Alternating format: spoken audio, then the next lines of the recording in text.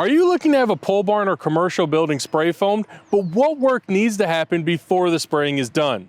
Let's talk about it.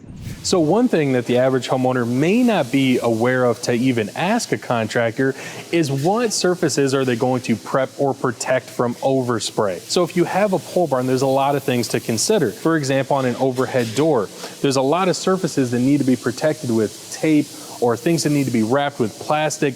One, because specifically on an overhead door, you have a lot of mechanisms and mechanicals that you can't get foam in because it could, stop that door from operating correctly.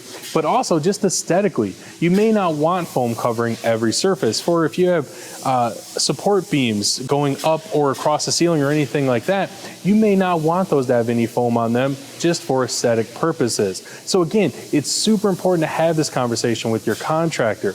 Keep in mind that doing this prep work before the spray foam work is done will absolutely add a lot of time to the project. It could also add a lot of materials, so ultimately that could make the cost of the project go up. At the end of the day, you want to make sure your final expectations line up with your contractors. So be aware of what questions to ask and make sure you're asking what is going to be prepped off and protected before the spray foam is done.